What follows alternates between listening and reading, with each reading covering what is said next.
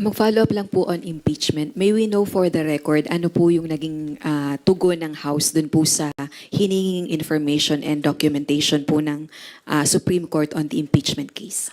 Nilinaw ng House of Representatives sa Supreme Court na lahat ng naging actions ng House of Representatives ay ayon sa internal rules and regulations nito at ng konstitusyon.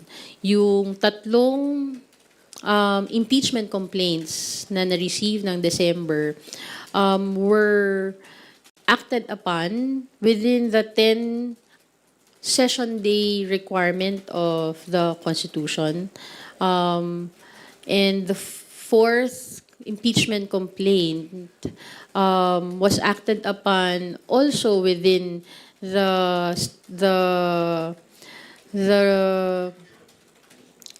bounds of the Constitution as well, where we had 215 members of the House of Representatives signing before the Secretary General the complaint before it was transmitted to the Senate. And dun sa ibang matters that were asked by the Supreme Court, these were actions done within the internal rules and regulations of the House of Representatives, which fall under its legislative powers as a co-equal body. Ano po yung particular na response nyo po dun sa hinihingi ng Korte Suprema in relation with kung nabigyan ba ng opportunity si VP Duterte na sagutin yung po mga ebidensya na inihain laban sa kanya? Kung nasuri po ba ng mga House members yun pong mga articles of impeachment bago po pirmahan at i-transmit sa Senate? At kung ano po yung batayan ng kapangyarihan ni Secretary General para po wag i-transmit agad yung impeachment complaints sa Office of the Speaker?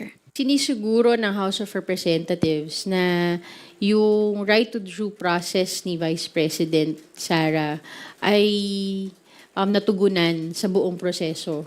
At lahat ng mga naging actions ng House of Representatives ay pasok sa internal rules and regulations na ginawa nito regarding the initiation of the impeachment complaint.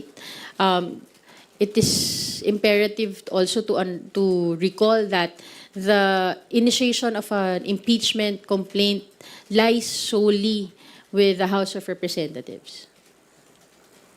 Yun po yung paliwanag nyo po dun sa binigyang diin ng House na meron pong exclusive authority on internal deliberations? Yes. Opo.